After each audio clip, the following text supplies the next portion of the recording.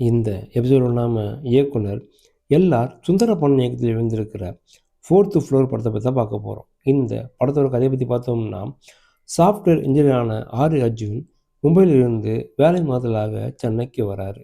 சென்னையில் ஒரு அடுக்குமாடி குடியிருப்பில் 4வது மாடியில் உள்ள ஒரு வீட்டில் குடியேறாரு. அந்த 4வது மாடியில் அவரை தவிரமே யாருமே அங்கே குடியிருக்கவில்லை. அங்கிருந்தபடியே தனது காதலியை தேடும் முயற்சியில் ஈடுபடுறாரு. இதற்கிடையில் அவருக்கு அடிக்கடி கனவு வருது. சில அமானுஷ்ய விஷயங்களும் அரங்கிறது. கனவில் அவர் சந்திக்கும் நபர்களும் பக்கத்து வீட்டுக்காரர்களும் திடீரென காணாமல் போகிறாங்க. ஒரு கட்டத்தில் அவர் அனைவருமே அந்த குடியிருப்பில் கொலை செய்யப்பட்டவர்கள் என்ற அதிர்ச்சிகரமான உண்மை ஆரிக்கு தெரிய வருது.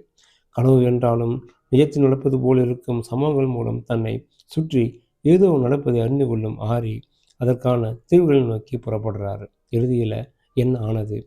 அமானுஷ்ய சம்பவங்களுக்கும் ஆரிக்கும் வரும் கனவும் என்ன தொடர்பு? இதாங்க அந்த படத்தோட மீதி கதை. சாஃப்ட்வேர் இன்ஜினியர் என்றாலும் ஒரு துப்புரவாளராகவே பணியாற்றியிருக்காரு ஆகி.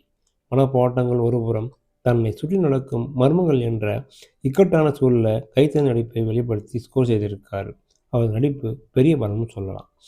அழகான மற்றும் அளவான நடிப்பால் பவித்ரா மற்றும் தீப்சிகான 2 நாயகிகளும் நிறைவு செய்திருக்காங்க. வில்லனாக சுப்பிரமணிய சிவா மிரட்டிருக்காருன்னு சொல்லலாம்.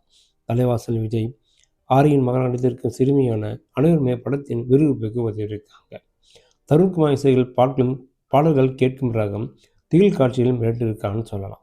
ஜெயலட்சுமி நடிப்பதில் காட்சிகள் பயமுறுத்துது. பரபரப்பும் விறுவிறுப்பும் நிறைந்த புதுமையான திகில் காட்சிகள் பலம். லாஜிக் மீறல்கள் அங்கங்கே எட்டி பார்க்குது. திகில் பாணியிலான கதைக்களம் என்றாலும் அதில் எமோஷன் காட்சிகளும் ரசிக்க வச்சிருக்காரு இயக்குனர். திருப்பங்கள் நிறைந்த காட்சிகளும் படத்தை சுவாரஸ்யமான நகர்த்துன்னு சொல்லலாம்.